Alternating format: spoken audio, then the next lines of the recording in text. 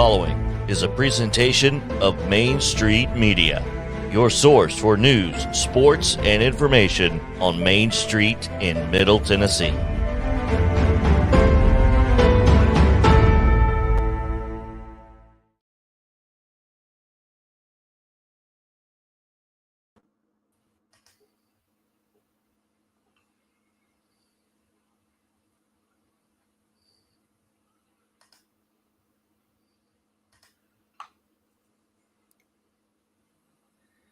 Welcome back to another episode of Main Street Preps this week.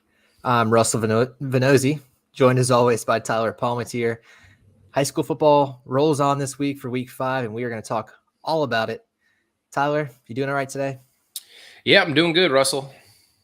Good. Well, we've got a fun show lined up, and we are going to, as always, get to our takeaways from last week and make some picks for this week. But before we do all that, we are going to welcome in Father Ryan football coach Brian Rector. His team is off to a 2-2 start. Had a tough schedule so far, and they host NBA this week, so it's not going to get any easier. But Brian, thanks for joining us today. Oh. We've got Brian in there somewhere. I'll tell you what, while we're waiting on Brian, I'm supposed to read something anyway, so let's do that. This podcast is sponsored by the Tennessee Highway Safety Office. Fans don't let fans drive drunk. It is interesting what Father Ryan's done so far, Russell, when you look at it. Yeah.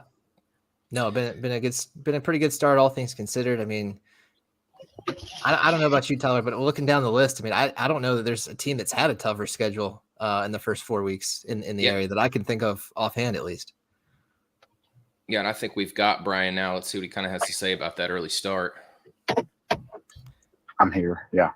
Hey, Brian. Hey, there he is. Hey. Well, hey, thanks for joining us today, Brian. We were just talking about that tough schedule you guys have had for the first 4 weeks. You've managed to get through it 2-2. What do you just make of the way that your team's handled that, the tough stretch that you guys have had so far? Up and down. Really disappointed with the way we handled our adversity at East the very first game. You always say, hey, it can always be worse. That one would be a tough sell to figure out how. Now, don't get me wrong. They are rolling, and they are a very good football team.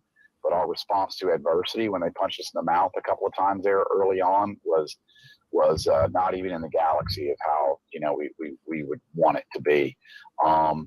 Good response in week 2 versus Brentwood. Really tough win. Not a whole lot of offense on either side to speak of. And then just as we came out versus JP2, it was just a ridiculously bad defensive effort versus the best quarterback and 2 receiver combo probably in the state. It's ridiculous how good those 3 guys are, as well as their running back, as well as their really good defensive and offensive linemen, number 65. So, yeah, we've played some good teams, don't get me wrong, but our response to adversity has been disappointing at times. We've got to get more consistent. As we sit right now going into NBA, going into week 5, we really are looking for some defensive consistency and some defensive leadership for sure. Yep. Brian, you were 84-42 in 10 seasons between your time at Ravenwood and Centennial. Centennial, a program that you were kind of tasked in trying to revive, and then you go to Father Ryan with the same goal to build that program back up. What's the benchmark for that? How do you know when a program is turned around or has kind of approached that corner of turning? Well, that's a great question. I mean, I suppose if people are going to look at it from a myopic standpoint, they're going to say state championship or bust. Obviously, I would love to win another state championship. But when you look at it from the big picture, there's a lot of coaches who can have a successful program that maybe you don't win a state championship, a national championship or something, like that. There's thousands of coaches around the country that would probably agree with me on this. But make no bones about it, the ultimate goal is to win a state championship. Beyond that, it is competing for one every single year.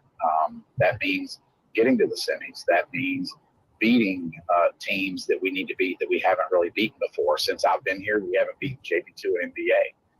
And so those are benchmarks, since you mentioned the word benchmarks, that are important things to accomplish before you can really feel like, okay, you're getting where you need to be. Digging into some of the details on this year's team, Brian, junior quarterback Jojo Crump has stepped up in a big way. He's seemingly been in contention for our Player of the Week award almost every week. He provides, a threat through the air, obviously, but then he also has that dynamic of being able to run the ball and kind of keep teams honest there too. What have you liked about his development that you've seen so far this year? Well, the last 2 games, I've really liked his development. First 2, didn't like it very much at all. And then the last 2, I just felt like he is continuing to understand what we're trying to do and just works so hard at the process of that. People have no idea how hard it is to play the quarterback position at pretty much any level. And D2 AAA, I mean, it's hard. I mean, it is real hard. And so, his development, especially the last 2 games, has been very special. Coach Copley, the offensive coordinator, Michael Copley, has done a great job of teaching him about defenses, teaching him the purpose of our offense and where you can get out of some trouble. I think has been where he's really, really grown the most in the last 2 games. Where can I get out of trouble and make a potentially bad play, either a decent play or a really good one? And he's done a really fine job of that the last 2 games. Brian, what about when you look at sophomore running back Mason Bryant? How critical is he just not only to what you're doing this season, but foundationally when you kind of look at the next 3 years, when you have one of those good sophomore running backs, it really sort of lends itself to thinking you'll have some continuity there on the ground for the next couple of years. Well, obviously that's the hope and the desire. I mean, we understand that. We just kind of stay focused on this year, though. And we know that, hey, he is a sophomore, but he's getting a little bit better every single game. The first game, it was, he had a big fumble, and it was like, oh my gosh, but he's done really well since then. And, he's got some stuff to him. I mean, if you're a sophomore playing in this league, especially at running back, you got to have something to you that just cannot be coached.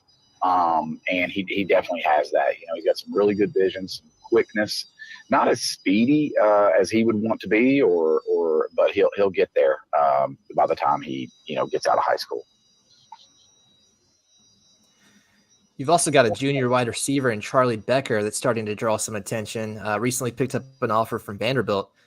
What excites you about Charlie and his potential? His potential, that's it.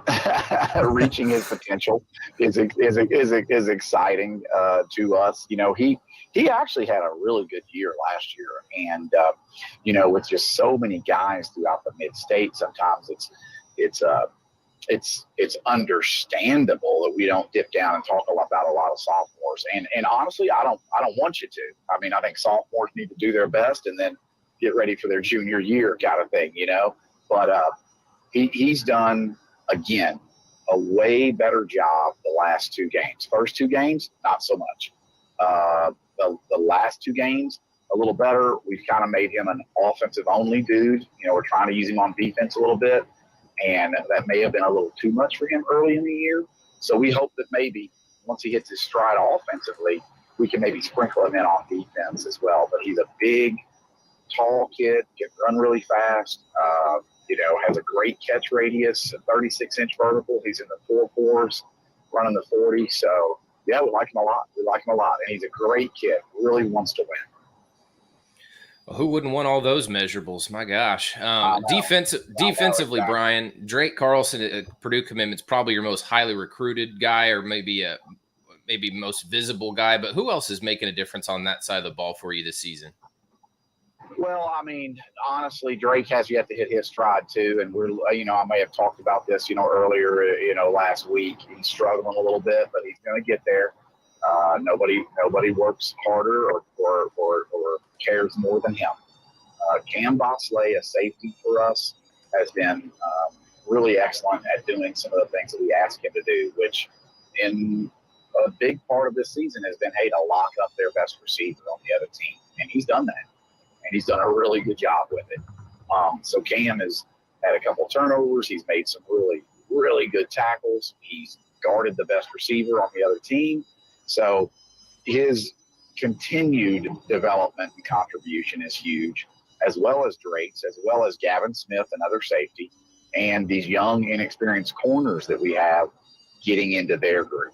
So, I'd be lying if I said, oh, yeah, we're all set on defense. Nope, we're still trying to figure it out, who can do what the best, and where we can put people in the best positions to have success. And Coach Privett's done a great job for us defensively in his time here at Father Ryan, Wade Privet, and we're definitely still in the stages of figuring that out. We know we will. So up next, Brian, undefeated NBA is coming over to your place this week. That's going to be a tall task, but you guys almost knocked them off last year at their place. Only lost by field goal 10-7. What do you think it's going to take to make that another tight game this time around? The same thing it always takes: great eyes, great discipline. You have to tackle NBA. They cannot get yards after contact because they have a ton of it. You cannot give up, big pass plays down the field because their play action game. And of course, Marcel Reed's ability to make plays is everybody knows legit. So it's tough. What's it going to take? Honestly, everything we got. Everything we got, every play. This is the type of team where you don't fit the gap right, they go for 60. You stare at the quarterback a little too long, a receiver's behind you, and he's in the end zone. So it's going to take great eye, feet, and hand discipline for the entire game, not a single playoff. Well, you hit on some of this, Brian. But when you look at NBA, what they can do offensively, and they've been really good defensively too. What do you think they're doing that's frustrating opponents the most so far? Well, they're just so well coached. Coach Uverard does such a great job of having those guys in the right spot all the time. You just don't see these guys, as we call, say in football, chasing the cheese or getting out of gaps or getting out of spots, etc. Their defense just really gets after it. They've got a really good defensive box. They've got a disciplined secondary. So, a lot of coaches turn on film and you're going, first things first, let's pick on the weak guy. Where is he? And they don't have that. And then you think, okay, where can we get our good runs? Where can we get a good blocking scheme up the middle to get some good runs? And it just honestly, it doesn't exist. And so, you're trying to really pick down a very, very, very pared down list of things you feel like can be successful. And even then they're in the right spot. So believe me, it's a tall tale, both sides of the ball. This is a very good football team. I would expect them to, quite frankly, contend for a state championship again. Yeah, they've looked great so far. And like you said, will be a tough test, but also a chance to kind of see where your team stands against one of the best teams around. So I'm sure that's exciting. And we appreciate you carving some time out for us too this week, Brian. So thanks again for being here. Sure. No worries, guys. Appreciate y'all for having me. You bet. All right. That has been Father Ryan football coach Brian Rector. Really appreciate him joining us and giving some insight into his team. Definitely one to watch this year. Tyler, that tough schedule is gonna lighten up eventually for them. And when it does, expect them to be able to reel off some wins here later in the year. Yeah. No doubt. Good stuff from Brian. So we are going to take a quick break here, a quick message from the Tennessee Highway Safety Office, and then we will come back with some takeaways from week 4. It was just a few drinks. I'm good. I thought it was good. After every game, we always have a few. It's no big deal. It was no big deal. Hey, I can hold my liquor. I thought I could hold my liquor.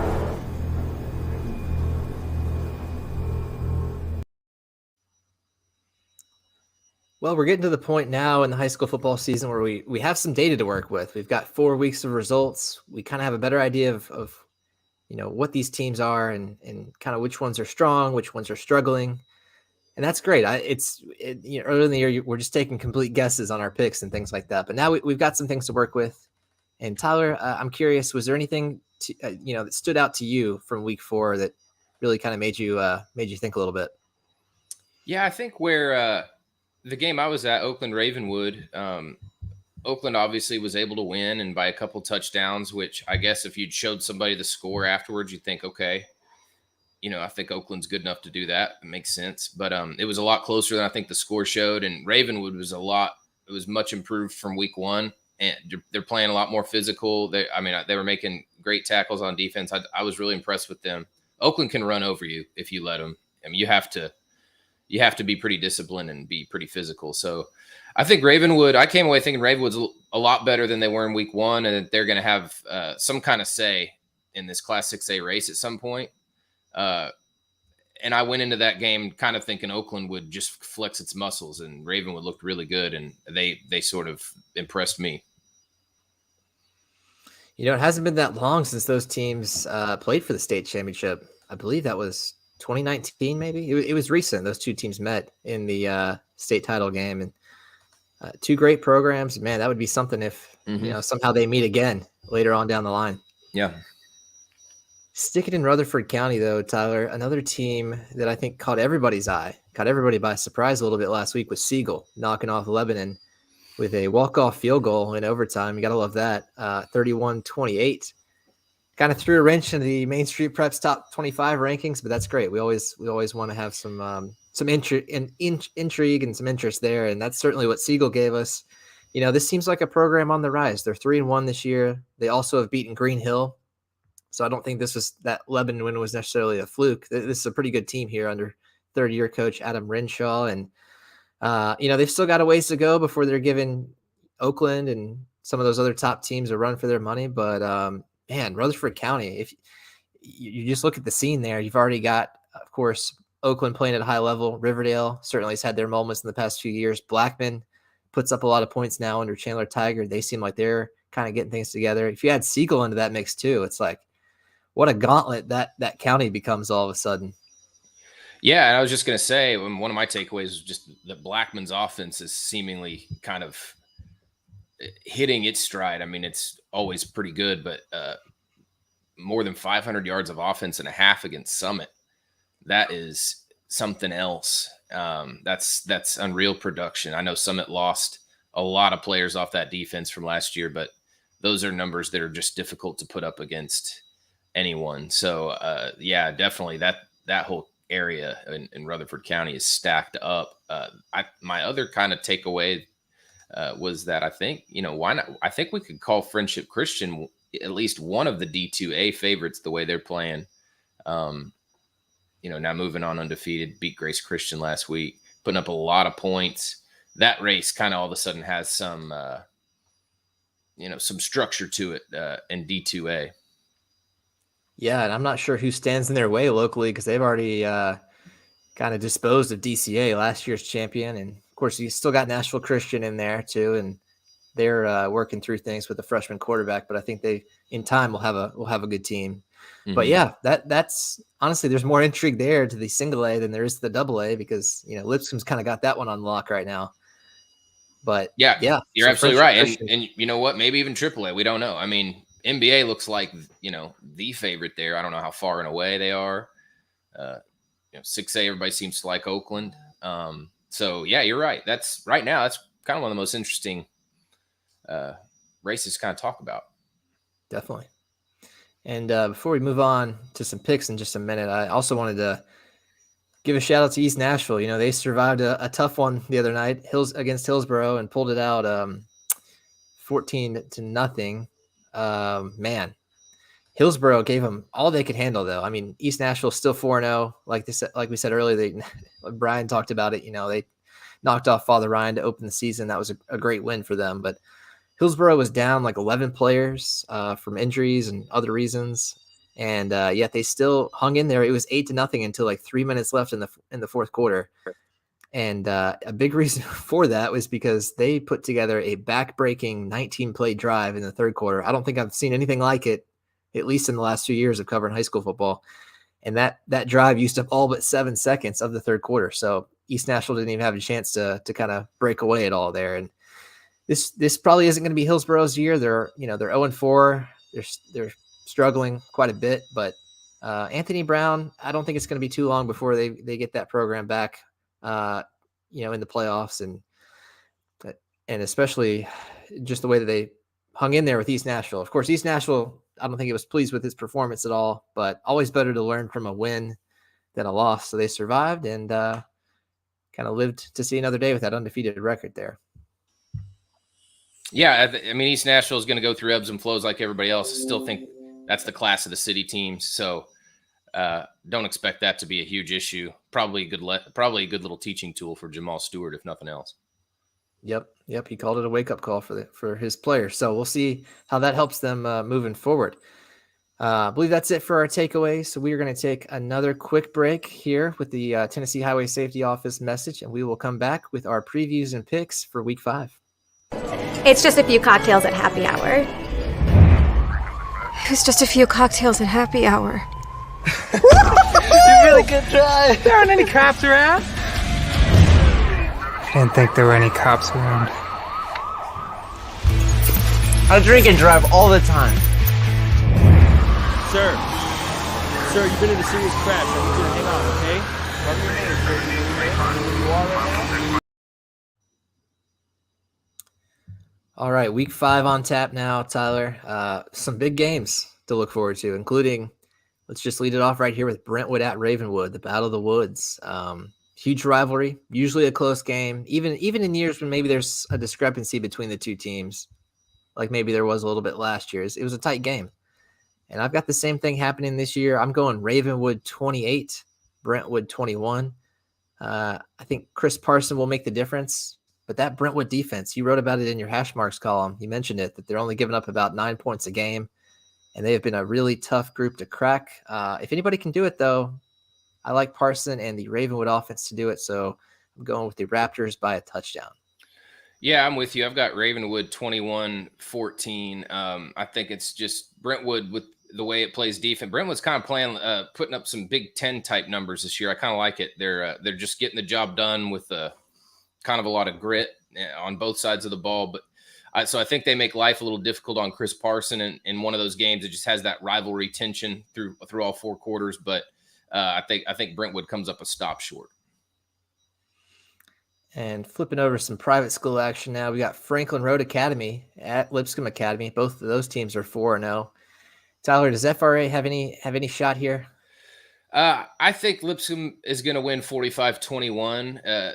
The Lipscomb's been almost fallen out in some ways out of the conversation because I think everybody just expects them to roll through the month of December. And I think Lipscomb wins by a couple scores here, but let's kind of look at their linebackers to kind of help tell that story. Edwin Spillman and Brian Longwell are having great seasons. Edwin Spillman, of course, is the top junior in the state. And when you've got Brian Longwell is kind of a guy who's a senior who's emerging. But they're having great seasons, and they're going to be really important in this one against Ty Clark, the running back, who's already closing in on 100,000, or not 100,000 yards, but 1,000 yards rushing this season. Yeah, he's been good, and still don't think that's going to be quite enough here. I'm right there with you, Tyler. Lipscomb 42, FRA 14. But man, my hat is off to Justin Geisinger and FRA. They've really turned things around, and if they can keep on this trajectory, it probably won't be too long before this game is quite a bit more competitive in the next couple of years. So looking forward to that. This next game was a little bit off the wall, but White County at Mount Juliet. I know we usually talk about the Nashville teams here on this show, but had to stick this one in there because there's quite a bit of intrigue. White County, as most of you have probably seen by now, has just an incredible running back named Malachi Dowell. He's putting up video game numbers. I mean, beyond video game numbers, really. Last week, he had 33 carries for 476 yards, almost 500, and 7 touchdowns in a win over Cookeville.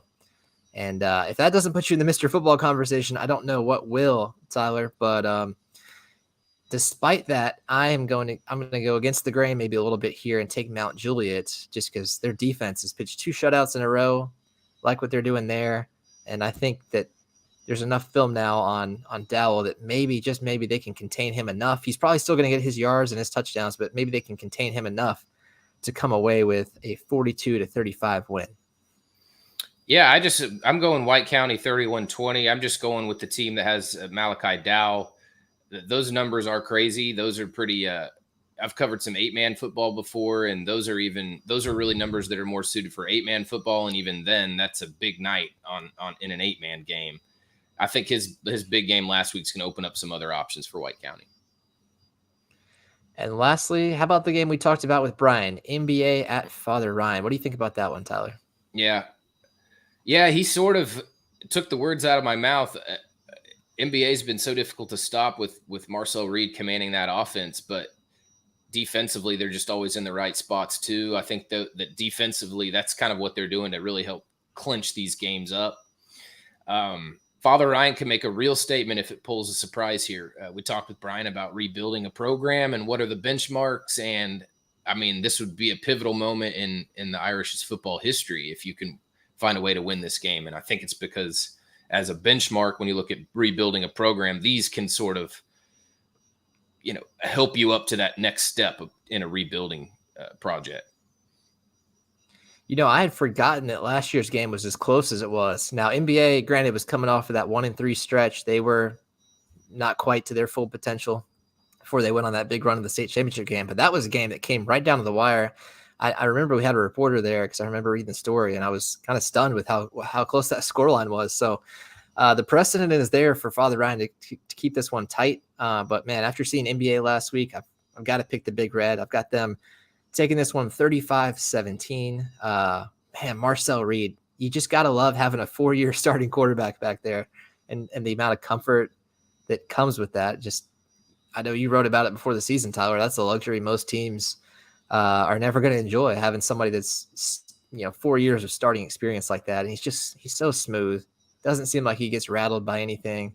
The stats maybe don't jump off the page at you as much as you think they might, but they don't need to because he's got help. He's got Jonathan Moore in the backfield who's able to run for just a ton of yards and so hard to bring down too, like a kind of a bulldog kind of running back. And all that makes me think that NBA is going to continue to roll here and move to 5-0. Yeah, they're just Marcel Reed doesn't have to put up huge numbers because of everything else that his teammates can do. It's if he could put, if he didn't have the guys around him, we'd all be talking about how crazy his numbers were every week. But yeah, I just think Brian hit it on the head. They're never in the wrong place, that team. And I think this is a really experienced group in particular for NBA, which is going to help them. I did not give us a pick, but I've got NBA 28-17. There it is. Okay. So we're both going with NBA there. And of course, we're going to have all of our picks online by Wednesday. So be sure to check that out. You can check and see what all of the other Main Street Prep staffers think about the top 10 games in the area as well. And I want to remind everybody that this podcast is sponsored by the Tennessee Highway Safety Office. Fans don't let fans drive drunk. All right. Well, week 5 coming up this week. It's going to be fun.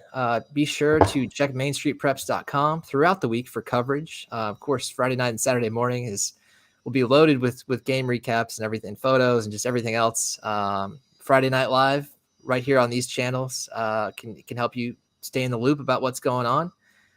And I think that's it. That's everything, Tyler, unless you got anything else. Nope. All right. I got nothing. Well, thanks for joining us today, and we will see you back next time on Main Street Preps this week.